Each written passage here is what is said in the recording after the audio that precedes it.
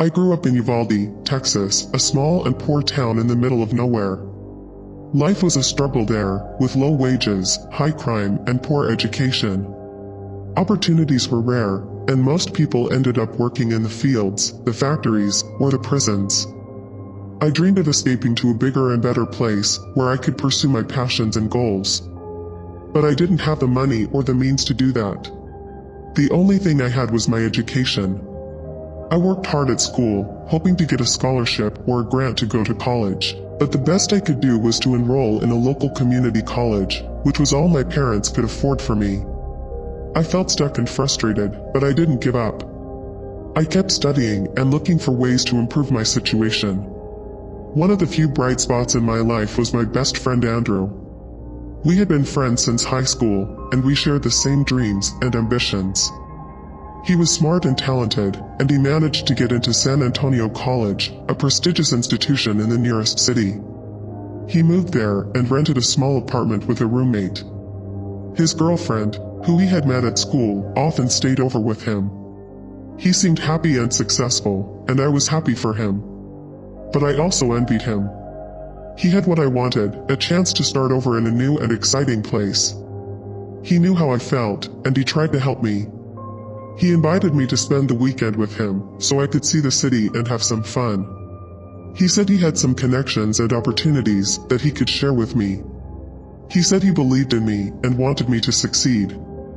He was a true friend, and I appreciated his support. So I agreed to go with him, hoping that this would be the beginning of a new chapter in my life. I packed my bags and got ready to go, feeling a surge of excitement and nervousness. The only thing I owned was my old 1995 Toyota pickup truck, a piece of junk that barely ran. But it was mine, and it was taking me to a new adventure. The gas gauge was broken, so I had to keep track of the mileage and refill the tank regularly. I didn't have much money, so I had to be careful with my expenses. I took Route 90, a straight and lonely road that connected Uvalde and San Antonio. There was hardly any traffic, so I made it to Andrew's place in good time.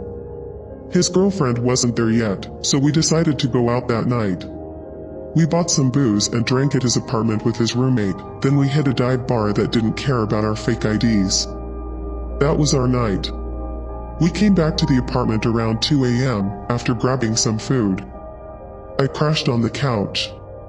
The next day, things went downhill. Andrew and his girlfriend were fighting all day. I felt a knot in my stomach as she screamed at him, throwing insults and accusations.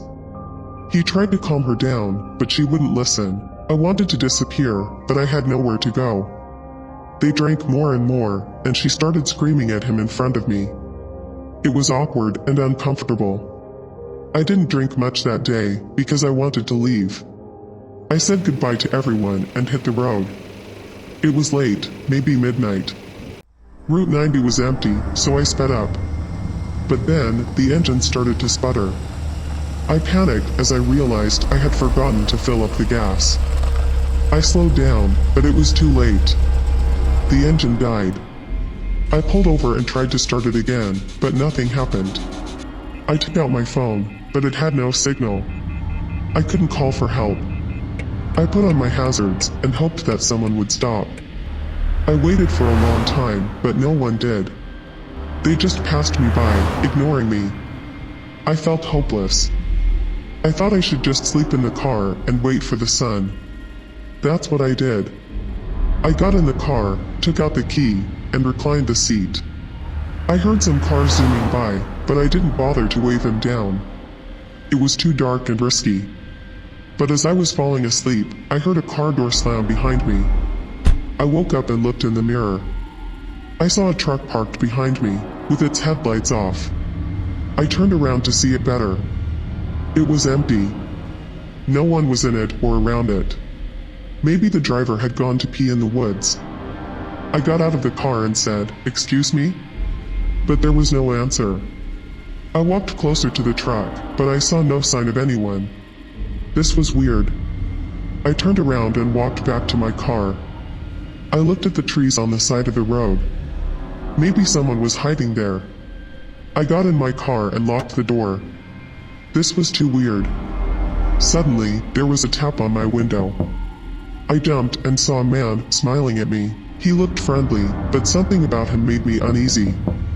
He said, "Hey, buddy, need a hand?"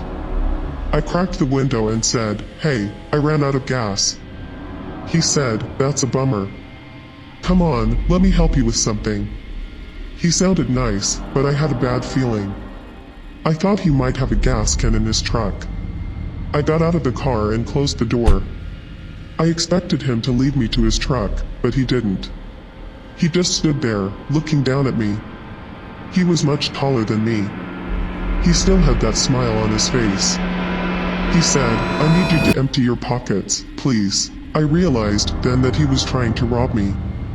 I was a broke college student driving a crappy truck. I had nothing to give him. I had some cash and my phone in my pockets. I wasn't going to let him take them. I ran for it, towards the trees. I was small, but fast. I looked back and saw him running after me. He was angry. He shouted, "Stop, you little bastard." I dodged and weaved through the trees, hoping to lose him. I heard him getting closer. I hid behind a big tree and held my breath. I heard him say, "I'll kill you, you piece of shit." I didn't know if he was just venting or if he really meant it. I was too scared to move. I stayed there, behind the tree, all night. I didn't dare to go back to the road. I waited until the sun came up. I crept back to the highway and saw that my car was still there. But the truck was gone. And so was my stuff. My car doors were open. My glove box was ransacked. My flannel hoodie was missing. He had taken whatever he could find. I shivered as I looked at my car, ransacked and empty. He had taken everything from me. I felt like crying. I waved down a good Samaritan, and he gave me a ride to the nearest gas station. I bought a fuel can and filled it with gas. He drove me back to my car, and I filled my tank. I thanked him and drove to another gas station to fill up completely. Then I went straight home. This was a real-life lesson for me. There are bad people out there who will prey on you when you're in trouble. But there are also good people who will help you. I'm grateful for the latter. This story teaches us a valuable lesson. We should always check our fuel gauge before driving at night. We never know what dangers or troubles we might encounter on the road. It is better to be safe than sorry. Alex and Jen, a newly married couple, were looking forward to their romantic getaway at a hill station. They had booked a cozy hotel room with a view of the mountains and the river. The hill station was 230 miles away from the city, but they didn't mind the long drive. They enjoyed the scenery and each other's company along the way. They had a wonderful time at the hill station. They went hiking, boating, and sightseeing. They cuddled by the fireplace, watched movies, and made love. They felt closer than ever and forgot about their worries and troubles, but their vacation had to end eventually. They were supposed to check out from the hotel by noon, but they decided to spend one last morning by the river. They walked hand in hand and splashed water at each other.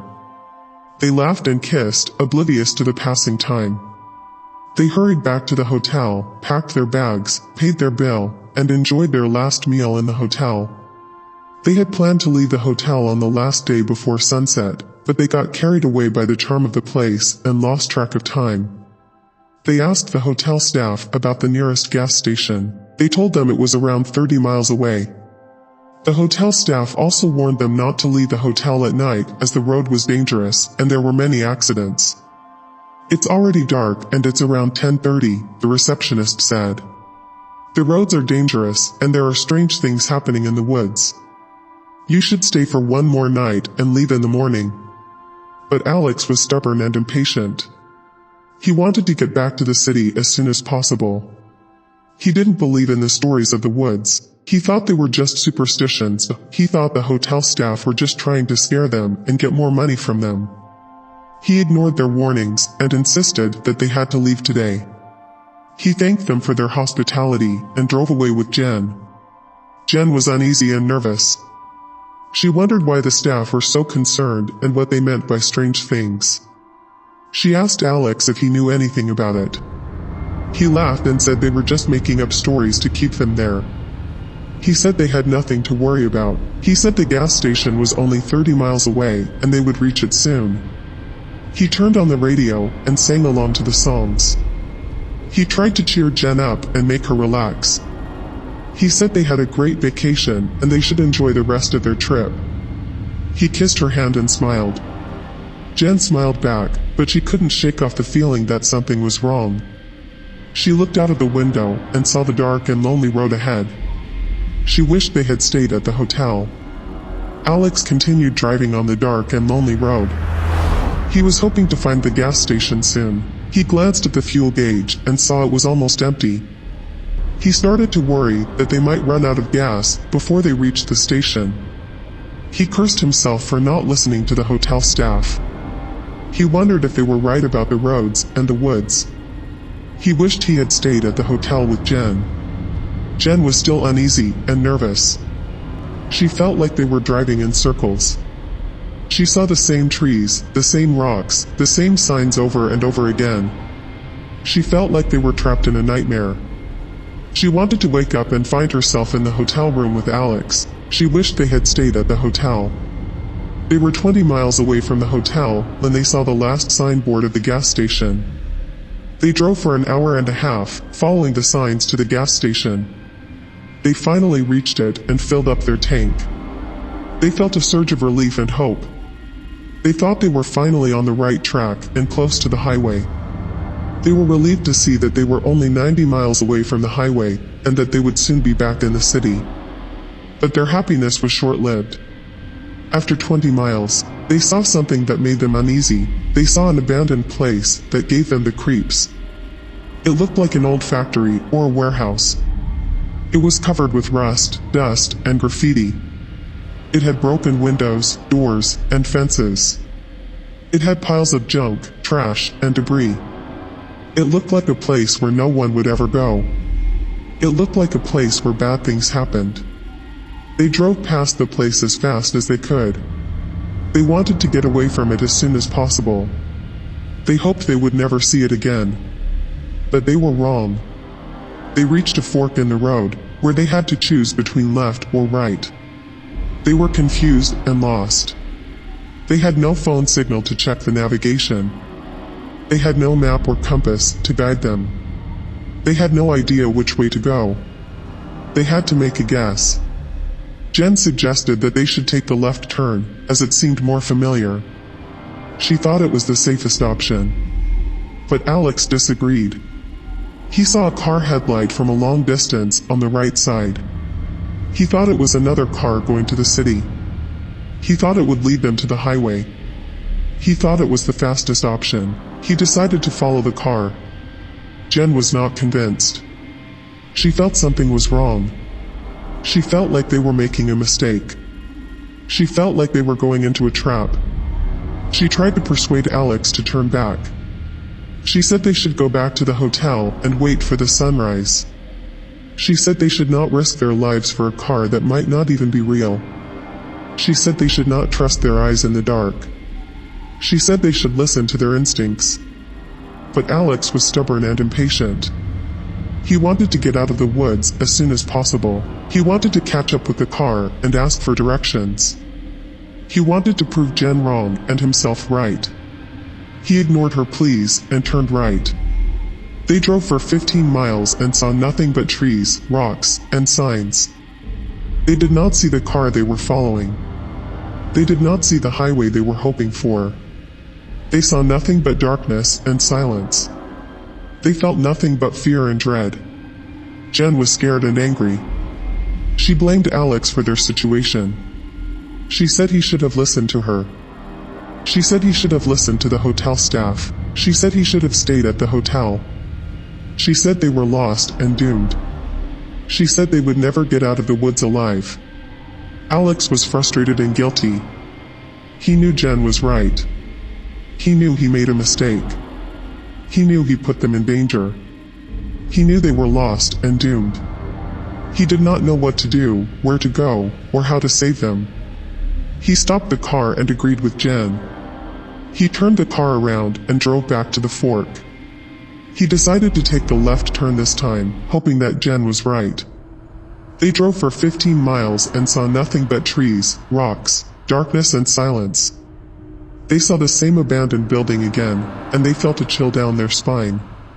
They drove past it, looking for the hotel. But they did not find it. Instead, they saw a gas station with a neon sign that flickered in the dark. It was the same gas station where they had filled up their tank earlier. They were shocked and confused. How did they end up here again? They had taken a different turn, and they had driven for more than an hour. It made no sense. They got out of the car and went inside the gas station. There was no one there, except for a radio that crackled with static. They heard a voice coming from the radio, asking for help. It sounded like Jen's voice. They were terrified and ran out of the gas station. They got into the car and drove away as fast as they could. They did not care where they were going, as long as they got away from that place. They drove for another hour, but nothing changed. The scenery was the same, the road was the same, the night was the same. It was as if they were stuck in a loop, repeating the same road over and over again. Jen noticed that they were passing by the same landmarks that they had seen before, such as a broken bridge, a fallen tree, and a billboard. She felt a surge of panic and confusion. She told Alex to stop the car and look around. "Alex, we're going in circles. Look, there's the bridge, there's the tree, there's the billboard. We've seen them before. We're not getting anywhere." Alex was stunned and scared. He looked around and realized she was right. He did not know what to do. How was this possible? How could they escape this nightmare? It was 4:30 a.m., and the sun was not up yet. The darkness was thick and oppressive. He suggested that they should wait until sunrise and then try to find a way out. Maybe it's just the dark that's messing with us. Maybe we'll see better in the daylight. Maybe we'll find a way out of here. He parked the car on the side of the road and locked the doors. He told Jen to stay calm and try to sleep. He hoped that this was all a bad dream and that they would wake up soon. But he knew it was not a dream. He knew it was real. And he knew they were in trouble. They heard a knock on the window. They saw a man standing outside, looking desperate. He asked them for help, saying that he had run out of gas and that he needed a lift to the nearest gas station. They refused to help him, fearing that he was a trap or a trick. They told him to go away and leave them alone. The man persisted, begging them to at least tell him how far the gas station was. They did not answer him, and kept their eyes on the road. The man eventually gave up and walked away. They waited for another hour, until the sun rose and the sky turned bright. They felt a little more hopeful, thinking that they might be able to find their way out now. They started the car and drove forward, looking for any sign of the highway. They drove for half a mile, and then they saw something that made them gasp. It was the highway, right in front of them. They could not believe their eyes. They had finally made it. They felt a surge of relief and joy. They drove onto the highway, ready to leave this nightmare behind. But as they did, they saw something else that made them freeze. It was the same man who had knocked on their window earlier, standing by the side of the road with his family. They looked like they had been there for a long time, waiting for someone to help them. They waved at Alex and Jen, asking them to stop and help them. Alex slammed on the brakes and stopped the car. He got out and approached the man, feeling a mix of curiosity and fear.